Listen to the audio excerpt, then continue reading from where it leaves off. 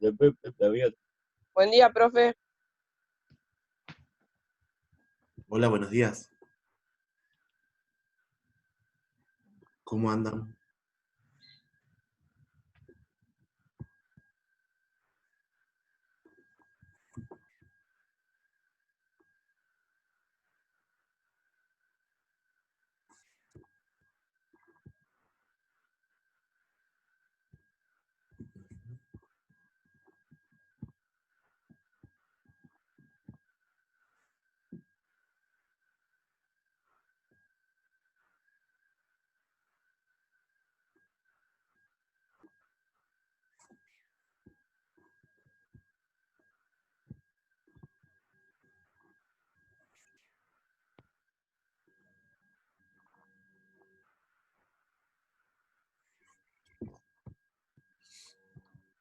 ¿Cómo están todos bien? Ay, un avión.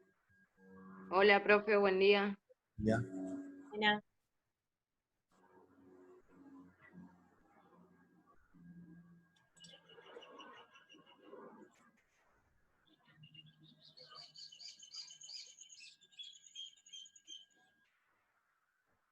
Bueno, no sé si saben, pero seguramente ya saben, me escuchan, ¿no?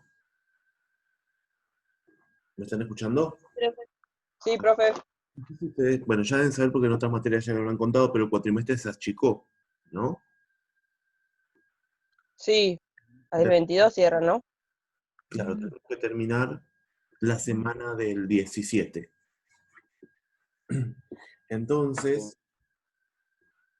el parcial lo tenemos que adelantar. ¿Para cuándo, profe? Ah, Eso es lo que tenemos que ver ahora. A ver, yo tenía todo revisado, pero me parece que no va a salir, ¿eh?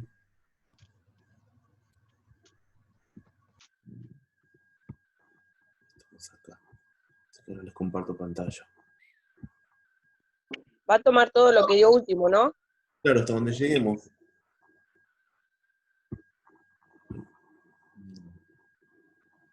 Están viendo algo que no quiero.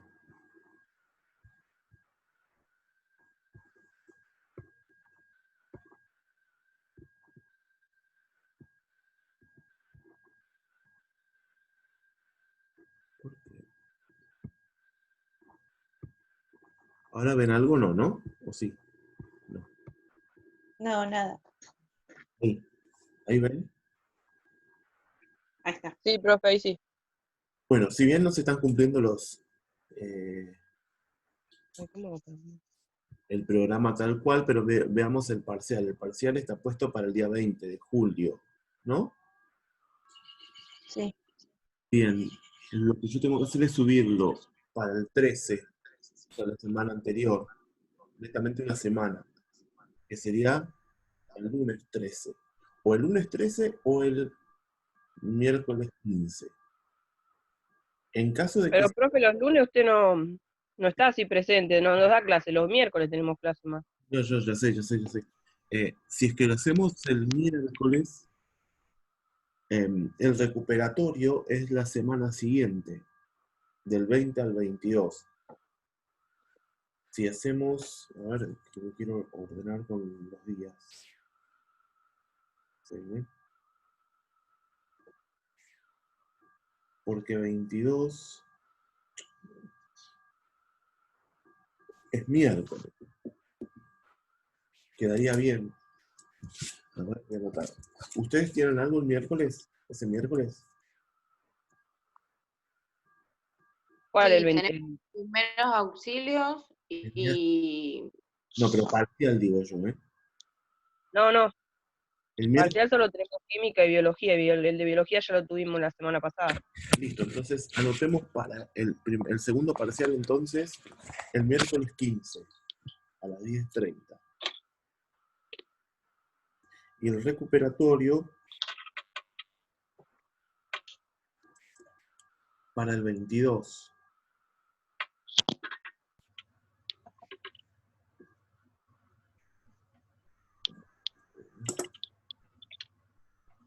El 22.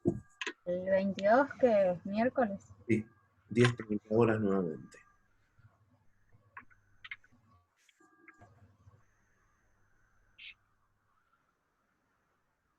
las notas del parcial van a tener que estar para la misma semana, más tardar viernes van a tener que estar, para que sepan ustedes los que tienen que recuperar y puedan estudiar, igualmente van a estar estudiando. ¿Y es solo escrito? Sí, como la otra vez. Ok. ¿Y al final para cuándo sería? Y el final lo van a publicar, no sé de qué manera, la gente de secretaría. Ok, ok. Y ese sí va a ser, me parece Estoy que... orando.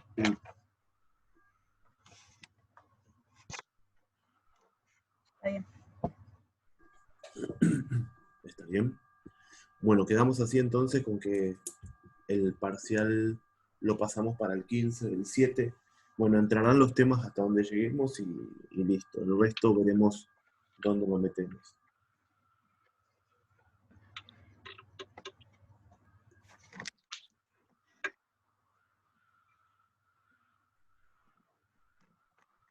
¿Está bien? Sí. Sí. Le voy a avisar a Roxana.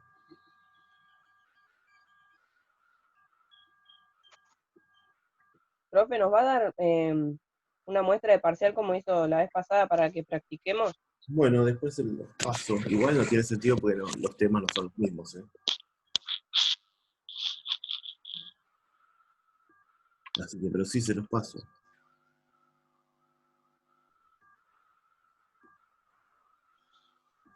Bueno, listo una cosa. Bueno, ¿vieron la... A ver. ¿Vieron la clase de la semana del lunes? Sí, profe. Sí, un poquito. ¿Y qué les pareció? Mucho para procesar, pero bien. ¿Es mucho? No, está bien, o sea, fueron pocos días, o sea, para procesar, a eso voy, del lunes al bien. miércoles, pero está bien. Está bien explicado y todo. Bueno, eso es lo importante, lo pueden ver Lo bueno que tiene esto es que lo pueden ver cuantas veces quieran. Claro, por eso me faltaría verlo un par de veces más como para fijarlo, pero bien. Igualmente tienen la guía que está bien explicado también el tema. Sí. Lo que tenemos que ver ahora son qué cosas vamos a poner, porque la guía tiene varias nomenclaturas. Y vieron que en las diapositivas hablamos de una nomenclatura en particular. Entonces, Sí. centrémonos en estudiar una porque no tenemos tiempo. Entonces, esa sería la idea de ahora, repasar un poco la nomenclatura y ver qué vamos a tener que saber para el parcial, sobre todo. Porque si bien hay nomenclaturas que son antiguas y hay nomenclaturas que son UPAC, la UPAC es como la organización internacional que dicta cómo se van a nombrar todos los compuestos orgánicos. Los compuestos químicos, digo. Orgánicos, porque yo trabajo en química orgánica.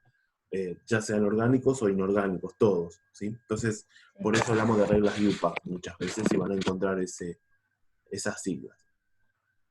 Que significa algo así como Unidad Internacional de Química Pura, algo así. Bueno, lo importante de la primera parte de la clase, ¿están viendo la pantalla? Sí. Ah, bien. Enlace químico. Sí, eso. Bueno, la primera parte vieron que era todo una introducción y para hablar sobre el número de oxidación, que tenía que ver con la cantidad de electrones que se comparten en las uniones. Vieron que acá tenemos para el caso del azufre, que puede compartir dos electrones, dos pares de electrones, o 4 electrones, ¿sí? O 6 electrones en la unión. Entonces depende de cómo actúe, entonces va a actuar con un número de oxidación de 4 o 6. Y después lo importante era cómo calcular el número de oxidación, las reglas para el número de oxidación, que esto también es importante. Vieron que habíamos dicho que una sustancia simple tiene siempre una oxidación cero, los metales, los no metales, siempre cuando hablemos de sustancias simples, vamos a estar diciendo que el número de oxidación es cero porque no están interviniendo en ninguna unión. Pero cuando ya empiezan a haber otros compuestos con mayor cantidad de átomos, ahí sí vamos a empezar a hablar de distintos números de oxidación en las moléculas. Para el oxígeno, siempre y siempre que no se indique lo contrario, el estado de oxidación va a ser -2. ¿Sí? Vimos el caso, por ejemplo, de los óxidos. Ahora vamos a repasar. Por ejemplo, este es un óxido. Es un óxido de un metal como el sodio, ¿no? En donde, fíjense que el oxígeno está actuando con esta oxidación -2 por la regla, ¿sí? Por definición. Entonces, tenemos dos cargas negativas. Y lo que tienen que pensar ustedes es que siempre que tengamos un compuesto así que no tiene carga eléctrica, ya sea positiva o negativa, ¿sí? El compuesto es eléctricamente neutro, ¿sí? ¿Eso qué quiere decir? Que la sumatoria de las cargas positivas tiene que ser igual a la sumatoria de las cargas negativas, ¿verdad? Sí. Ah, bien. Sí. Entonces, si yo sé que el oxígeno actúa con -2, y sé que el sodio, como está en el grupo 1, tiene un solo electrón en su capa de valencia, ¿recuerdan eso? Entonces, ¿con cuánto puede actuar solamente? Con +1. ¿Sí? Sí. ¿Por qué dijimos que es más o menos? ¿Qué significa ese más y ese menos? Que pierde un electrón o que cede un electrón. Claro, y tiene que ver con la capacidad que tiene el Que átomo acepta. de aceptar o ceder un electrón. Si el átomo cede un electrón, se transforma en un catión, por lo tanto, vamos a tener carga positiva. Por eso decimos que el sodio tiene +1, ¿sí? Y si es que tiene la capacidad de aceptar 1, 2 o 3 electrones, se transforma en una especie que es un anión. Por lo tanto, entonces tiene carga negativa, ¿sí? Entonces decimos que el oxígeno tiene -2. Además, si pensamos un poquito, la diferencia en electronegatividad entre el sodio y el oxígeno es muy distinta. Es más electronegativo el oxígeno que el sodio, ¿verdad? Sí. Entonces, es lógico que el oxígeno quiera acomodar mejor ese electrón que el Que sodio. cede el sodio. Claro, entonces si es que ya decimos que el oxígeno por regla actúa con -2 y el sodio actúa con +1, ¿cuántos sodios tengo que poner en la molécula del óxido para que la sumatoria de las cargas positivas sean igual a la sumatoria de las cargas negativas? 2. 2. ¿No? Y fíjense entonces que colocamos un 2 al lado del sodio. Y este 2 significa atomicidad. Es la atomicidad del sodio, ¿sí? Y me están indicando estos numeritos la composición de la molécula. ¿Cuál es la proporción de sodio con respecto a la del oxígeno en la molécula? ¿Sí? Entonces, ¿yo cómo interpreto? Que cada un oxígeno hay 2 sodios, 2 átomos de sodio. ¿Sí? Y si ahora hago la cuenta, 2 por +1 es +2, +2 -2, 0. Entonces, está perfecto. ¿Se entiende? Porque la sumatoria de las cargas positivas es igual a la sumatoria de las cargas negativas. ¿Queda claro eso? Sí. ¿Sí? ¿Alguna duda? ¿No? Sigamos No, entonces. no. ¿Por qué no sigue esto? Se me trabó la diapositiva. Ahí está. En el caso del hidrógeno, tenemos dos posibilidades. Que el hidrógeno... Profe, disculpe. Sí. No estamos viendo, me parece, lo que usted está marcando. Ah, ¿no están viendo? Estamos viendo otra página. un libro, estructuras no. Una espaciales chiquita, moleculares, No, y no, lo de no la están viendo. geometría. No. Ya me parecía, pero bueno, ahora me di cuenta. Ahora, bueno, porque me habían dicho... ¿ahí? Ahí estamos. Ahora sí. Sí. Ah, menos mal. Bueno, y ahí siguen viendo, ¿verdad? Sí. Bien. Sí. Vayamos ahora al hidrógeno. Estamos repasando la clase. El hidrógeno puede actuar con estado de oxidación +1, casi siempre menos en los hidruros metálicos, que ahora los vamos a ver. Entonces acá tenemos el ácido clorhídrico, ¿sí? O cloruro de hidrógeno. Entonces, como nosotros sabemos que el hidrógeno siempre actúa con +1, obviamente el cloro ¿con cuánto va a actuar? -1. Con -1, porque la sumatoria de las cargas positivas tiene que ser igual a la sumatoria de las cargas negativas, ¿sí? A diferencia, como decíamos recién, de los hidruros metálicos, en donde el elemento, ya cuando hablamos de hidruros metálicos, por ejemplo, el hidruro de aluminio, ¿cuál es el más electropositivo entre el aluminio y el hidrógeno? El aluminio. El aluminio. Por lo tanto, entonces, le toca actuar al hidrógeno con estado de oxidación -1. Es el único caso, ¿sí? Los hidruros metálicos. En el resto de los compuestos, el hidrógeno actúa con más 1, perdón, ¿sí? Fíjense que acá tenemos el hidruro de aluminio. El aluminio, si ustedes recordarán, tiene 3 electrones en su capa de valencia. Entonces actúa con estado de oxidación, ¿cómo? Más 3. Más 3. ¿Por qué más? Porque es el más electropositivo, porque tiende a ceder electrones, ¿sí? Y entonces, si es que actúa con más 3 y yo necesito, y el hidrógeno actúa con menos 1, ¿cuántos hidrógenos necesito para neutralizar las 3 cargas positivas del aluminio? 3. 3 3. hidrógenos, ¿sí? Y fíjense que entonces la fórmula del hidruro de aluminio es 3 hidrógenos, 1 aluminio. ¿Está bien? Entonces la sumatoria de las cargas positivas es igual a la sumatoria de las cargas negativas. ¿Queda claro ahí? Sí. Bueno, y en caso de los iones monoatómicos, como dice acá, el número de oxidación tiene que ver con la carga del ion, y acá están los iones monoatómicos. Monoatómicos quiere decir que están formados por un solo átomo. Entonces este es el ion cloruro, que tiene una carga negativa, por lo tanto el estado de oxidación es menos 1, y este es el catión aluminio, por lo tanto entonces es 3 más el estado de oxidación del aluminio en ese catión. ¿Está bien? Sí. El tema es con las especies poliatómicas, como dice ahí, en donde ahí tenemos varios átomos que están interviniendo en la especie química. Entonces, fíjense, la suma de cada número de oxidación multiplicado por sus atomicidades, que ya sabemos cuáles son, tiene que ser igual a la carga neta de la especie. ¿Esto qué me dice? Acá tenemos el ácido sulfuroso, que me habían preguntado recién, está la chica que me hizo una pregunta por el WhatsApp recién. No tiene electricidad, profe, dice. Ah, bueno, está bien. No había visto ese mensaje. Bueno, pero lo va a entender después. Si no, después le Sí. explicamos por el WhatsApp. Entonces, fíjense que acá esta es una molécula neutra, ¿verdad? Entonces, como dice ahí, su carga neta es 0. ¿Sí? La sumatoria de las Sí. cargas positivas tiene que ser igual a la sumatoria de las cargas negativas. ¿Qué es lo que sabemos nosotros por las reglas que vimos anteriormente? Que el hidrógeno actúa con más 1, porque excepto de este caso, siempre con más 1, ¿recuerdan? Sí. Y el oxígeno actúa siempre con menos 2. Eso es lo que podemos saber siempre, ¿sí? Entonces, ¿qué podemos escribir? Podemos escribir 2, que es la atomicidad del hidrógeno, por la carga del hidrógeno, más 1, más 1 por la atomicidad perdón, 1 es la atomicidad del azufre, ¿sí? Por el estado de oxidación del azufre, que para nosotros es una incógnita, ¿verdad? Más Sí. 3, que es la atomicidad del oxígeno, por el estado de oxidación del oxígeno. Y todo esto es igual a 0, ¿sí? Entonces despejamos.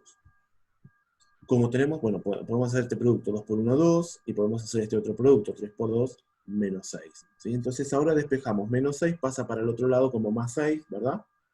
Sí. Y más 2 pasa para el otro lado menos 2. Más 6 menos 2, más 4. ¿Está bien? ¿Sí? Entonces, el estado de oxidación de este compuesto, del azufre, estamos calculando el estado de oxidación del azufre, en el ácido sulfuroso es más 4. ¿Recuerdan que tenía 2, más 4, más 6? ¿Sí? Sí. En este caso, más 4. ¿Sirve que sigamos repasando esto o quiere que pasemos a otra cosa? Porque capaz que estamos repasando y todos ya lo entienden. ¿O les sirve que estemos repasando? ¿Qué tendríamos que seguir? ¿Con qué? Y nomenclatura, repasar... Sí, prefiero nomenclatura. Bueno, terminamos este entonces. Dale. Y pasamos a nomenclatura. Bueno, fíjense, acá tenemos el anión ahora, ¿no? El anión porque perdió 2 hidrógenos esta especie que era neutra. Acá ya tenemos una carga neta, ¿sí? Es un anión, 2 menos. Entonces, la sumatoria de las cargas positivas no va a ser igual a la sumatoria de las cargas negativas, porque en este caso tenemos una franca carga, una carga menos 2. Entonces, fíjense que acá, en lugar de poner 0, vamos a poner menos 2. Entonces tenemos 1 por la incógnita del azufre, más 3 por 2 es igual a menos 2. Entonces hacemos la cuenta, menos 6 pasa para el otro lado como más 6, y entonces hacemos la cuenta y te queda 4, más 4. ¿sí? Que es el estado de oxidación nuevamente con el que está actuando, que obviamente es el mismo, el que está acá, ¿sí? Pero para calcularlo, simplemente. Profe, ¿la carga neta que la da usted o es...?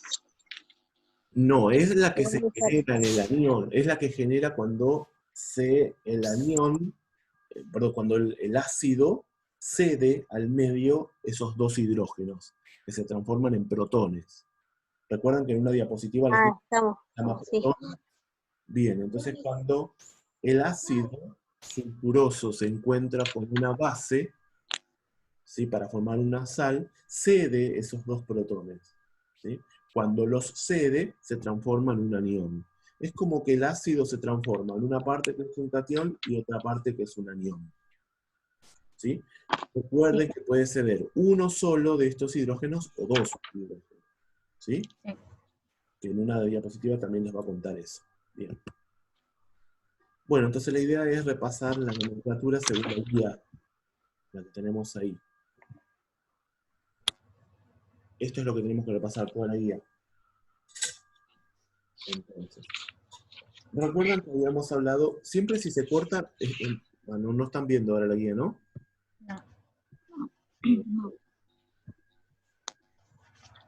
Ahí. ¿No? Sí, ahora sí. Bien. Siempre que se corte, volvemos con la misma idea. O sea, los espero de nuevo hasta que se termine el horario de clase. ¿Sí? Bueno, los compuestos binarios. Los compuestos binarios recuerdan que están formados por dos átomos distintos, ¿sí? Y los podíamos clasificar en óxidos, ¿sí? Esto vayan pensándolo, vayan haciéndose un grafiquito. Los óxidos resultan de la combinación de un metal o un no metal con el oxígeno, ¿sí? ¿Me siguen? Sí. Se llaman óxidos de metal. Vieron que en la diapositiva dicen óxidos de metal. Es como una nomenclatura más moderna, un nombre más moderno, pero lo podemos llamar también óxidos básicos. Los óxidos básicos son óxidos que se forman a partir de un metal con el oxígeno. ¿Sí? Sí, Y los otros son los óxidos no ácidos, metálicos. que son los óxidos de no metal. ¿Sí? Vamos a pasar a esos primero porque acá viene directamente con... Entonces, si hablamos de los óxidos básicos, tiene que ver con la combinación, como ven acá, de un metal con el oxígeno. Fíjense que por convención, siempre cuando se vaya a escribir una fórmula química, primero va la parte positiva y después va la parte negativa. ¿Lo ven? Primero el metal y después el no metal, por convención. Van a encontrar que después pueden escribirse de cualquier forma, pero siempre es bueno seguir las reglas UPAC para estas cosas, porque así las van a encontrar en los frascos y demás. Y cuando tengan que nombrar algún compuesto, se lo van a poner así. Bueno, óxido, fíjense, este es el óxido de magnesio. El magnesio, si ustedes recuerdan, está en el grupo 2 de la tabla periódica. Entonces, fíjense la nomenclatura tradicional, óxido de magnesio, que es la misma que la UPAC, ¿sí? Pero la UPAC dice que en caso de que el elemento tenga más de un estado de oxidación, como por ejemplo acá abajo el del plomo, ¿sí? ¿Lo ven? Sí. Vamos a colocar entre paréntesis el estado de oxidación con números romanos, y esto es por convención, o sea, no podemos escribir un 2 así común, ¿sí? Hay que colocarlo como dicta la UPAC, porque esto es una regla de nomenclatura. Lo colocamos entre paréntesis el estado de oxidación con el que actúa el metal, porque el oxígeno ¿con cuánto actúa? -2. -2. Siempre con -2.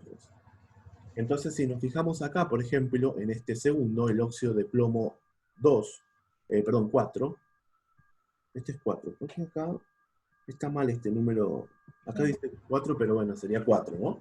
Óxido de plomo 4. Si vamos a este óxido, fíjense, el plomo está actuando con esta oxidación más 4 y el oxígeno con -2, entonces 2 por -2, -4, ¿sí? Sumatoria de cargas positivas igual a sumatoria de cargas negativas. Fíjense la nomenclatura tradicional. Utiliza si tenemos dos estados de oxidación, para el más chico la terminación oso. Entonces se llama óxido plumboso. Y acá es difícil porque hay que acordarse que el plomo viene de un idioma en donde se le habla de algo así como plumbio, ¿sí? Entonces, por eso no se llama plomoso, sino se llama plumboso, ¿se entiende? Sí. Entonces se llama, Perdón, profe, ¿esa nomenclatura aún se usa, esa tradicional? sí, se usa.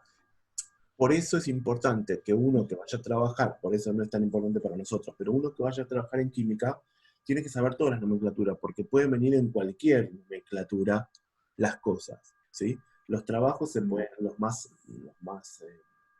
modernos, solamente van a utilizar nomenclatura moderna, obviamente, de la IUPAC, pero, por ejemplo, si nos encontramos con un frasco antiguo en donde leemos el nombre de un producto químico, podemos llegar a encontrar nomenclatura antigua, pero se usa cada vez menos esa nomenclatura, plumboso o plumbico.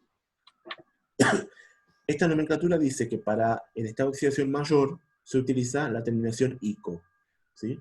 Oso para la más chica, ICO para la más grande, por eso se llama óxido plumboso y óxido plúmbico, perdón. ¿Sí? Sí. Acá les muestra el otro ejemplo en donde el hierro actúa con +2 o con +3. Entonces podemos llamar óxido de hierro 2 y óxido de hierro 3 u óxido férrico para el de +3 y óxido ferroso para el +2. ¿Sí? Sí. Nosotros nos vamos a quedar con esta nomenclatura, la IUPAC, que era la que vimos en las diapositivas de la clase. ¿Sí? Pero sepan que hay otra. Yo le voy a escribir esta nomenclatura, si es que quiero que me hagan la fórmula, o les voy a poner la fórmula y voy a esperar que me escriban esa nomenclatura. ¿Estamos de acuerdo? Para que no nos hagamos... Sí. Bien, la tradicional. Acá tenemos, acá ya pasamos a los óxidos básicos. Ácidos, perdón. Los óxidos ácidos surgen entonces de la combinación de un no metal con el oxígeno, ¿sí? Entonces acá tenemos, por ejemplo, el nitrógeno, o ejemplo, el fósforo. Lo mismo acá. Acá tenemos el fósforo que actúa entonces con -3, perdón, con 3, ¿sí? Con +3, o el fósforo que actúa con +5, ¿sí? Entonces tenemos la nomenclatura IUPAC que habla de óxido de fósforo y entre paréntesis el estado de oxidación con números romanos, nuevamente con el que actúa el no metal, ¿sí? Y el óxido de fósforo 5. ¿Está bien? Vamos, ahora esperen que les quiero mostrar de la clase.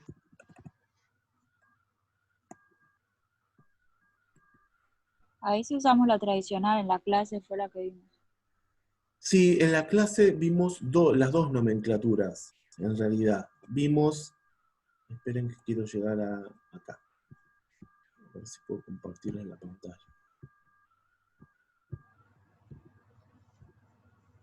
¿Ahí lo están viendo? Sí. Sí. Fíjense que a la derecha dice óxido de no metal, en donde tenemos esta nomenclatura aún se utiliza, pero está bueno, si la quieren utilizar no hay ningún inconveniente, está bien, la voy a entender. Eh, y, pero la IUPA, que es la que vamos a estudiar, a utilizar nosotros. O sea, nombrarlo entre paréntesis, como dijimos anteriormente. Pero fíjense que es sencilla, porque tenemos un prefijo, óxido de, otro prefijo, no metal. Entonces sería, es como nombrar las atomicidades, ¿sí?, de la molécula. Sí. Por eso dice trióxido de azufre o pentóxido de difósforo, ¿sí? Esta nomenclatura se utiliza todavía para estos óxidos de no metal u óxidos ácidos, así que también la pueden utilizar. ¿Está bien? Obviamente Sí. acá el 1 no se nombra y es todo igual. Uy. Bueno, recuerden que después los espero en la misma línea. Porque ella me avisó que se va a cortar enseguida. ¿Qué pasó? ¿Siguen viendo ahí? Sí. Ah. Después tenemos los hidruros. Vamos a volver a la guía. Los hidruros, recuerdan ustedes que si eran hidruros metálicos, ¿qué pasaba? El hidrógeno actuaba con Tenía -1. ¿sí? Era el único caso que nosotros vamos a ver en donde el hidrógeno actúa con -1. Y entonces, lo que vamos a utilizar, generalmente los hidruros metálicos que nosotros vamos a ver son muy poquitos. Muchas veces del grupo 1, del grupo 2, y el aluminio como máximo, grupo 3. Pero fíjense entonces que tenemos la nomenclatura tradicional donde tenemos el hidruro del metal, y que es la misma que la IUPAC, ¿sí? Fíjense, hidruro de sodio, hidruro de magnesio, ¿sí? Y si este actúa con más de un estado de oxidación, nuevamente, fíjense que ponemos hidruro cuproso, hidruro cúprico para el cobre, o hidruro de cobre 1, hidruro de cobre 2, ¿sí? Para la IUPAC, como siempre. ¿Está bien? Fíjense acá está el ejemplo.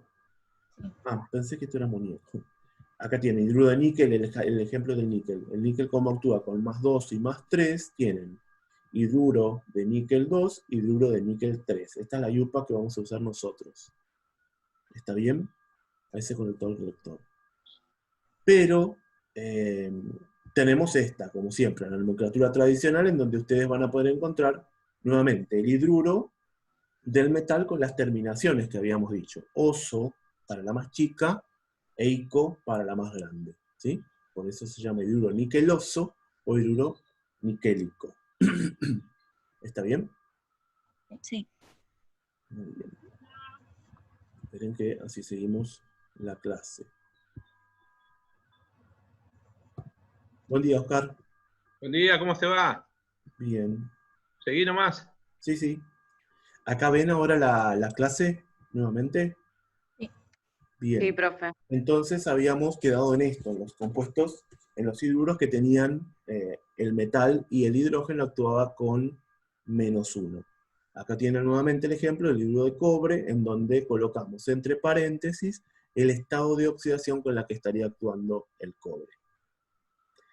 Y acá vemos, para que no nos hagamos lío, los que podemos llegar a utilizar en cuanto a los hidruros de no metal, simplemente, para que veamos que vamos a hablar de todos estos compuestos simplemente. Fíjense que del grupo 3 o 13, ¿recuerdan que podíamos nombrarlo como grupo 3 o grupo 13? ¿Sí? 3, Sí. 13, 14, 15, 16 y 17, y recuerdan que el 17, ¿qué familia de compuestos eran? ¿Qué familia de elementos eran? Los Halógenos. halógenos. Halógenos, ¿sí? Y fíjense entonces que acá tenemos los hidruros de no metal, en donde el hidrógeno con qué estado de oxidación actuaba. -1. -1. -1. Entonces, fíjense, acá tenemos los casos especiales, que el más común, fíjense, acá está el agua. ¿Sí? El agua, después tenemos la arsina, la fosfina, el amoníaco, que charlamos mucho, ¿sí? Amoníaco. ¿Por qué son casos especiales? Porque tienen nombres característicos, o nombres triviales o especiales, ¿sí? El borano, boro, hidrógeno 3, el metano, carbono, hidrógeno 4, o el silano, que es el silicio con el hidrógeno 4, ¿sí? Entonces son particulares. Y estos que están acá se llaman hidrácidos porque si yo estos compuestos, ¿no? Los que son algunos gaseosos, por ejemplo, el cloruro de hidrógeno. El cloruro de hidrógeno es un gas, ¿sí? Fíjense que está formado por el hidrógeno y el cloro. Y si analizamos la molécula, recuerdan que yo les decía, ¿qué iba primero? El más electropositivo. Claro, o sea, en este caso, el protón, ¿verdad? Va primero. Y después el cloro, que el cloro tiene mayor electronegatividad, ¿sí? Por eso lo colocamos así y no el cloro primero, ¿recuerdan? ¿Sí? Sí. El cloruro de hidrógeno tiene la característica que es un gas, que se puede disolver en agua. Entonces, si se disuelve en agua, ¿se transforma en qué? A ver si escuchás. Cloro e hidrógeno separado. No, pero ¿cómo se llama el compuesto disuelto? Hidroácido, Ácido clorhídrico. Bien. ácido fluorhídrico. Entonces, para sacar el limpio, todos los compuestos de los halógenos, fíjense que están en el grupo 7, y algunos compuestos del grupo 16 o 6, como el azufre, ¿sí? Tienen dos formas, ¿sí?, de llamarlos. Si están en fase gaseosa, se llaman, por ejemplo, cloruro de hidrógeno, fluoruro de hidrógeno, bromuro de hidrógeno, ¿me siguen? Ioduro de hidrógeno, ¿sí? Porque están en fase gaseosa, vapor, ¿sí? Pero si están disueltos en agua, tienen ciertas características ácidas estos compuestos. ¿Me siguen? Sí. Y se pasan a llamar ácidos. Ácidos de algo. Ácido clorhídrico. En este caso se llama ácido clorhídrico. En este caso se llama ácido fluorhídrico. En este caso se llama ácido bromhídrico. Y en este caso, perdón, ácido iodídrico. ¿Sí? Y para el caso del azufre, también tenemos ese caso particular, porque se llama sulfuro de hidrógeno, ¿sí? O si está en fase acuosa se llama ácido sulfídrico, que también les había contado en la clase. ¿Sí? Sí. Esa es la salvedad que tenemos que hacer con estos grupos y hablando de los hidruros no metálicos. Simplemente. Okay. Acá esta nomenclatura que tenemos acá es una nomenclatura antigua que se utilizaba. No sé si ustedes recuerdan que la lavandina, ¿cómo se llama? ¿Qué es la lavandina? Hipoclorito de sodio. Hipoclorito de sodio. Y si nosotros tenemos que decir de qué sustancia se trata. ¿Es un ácido, una base, una sal?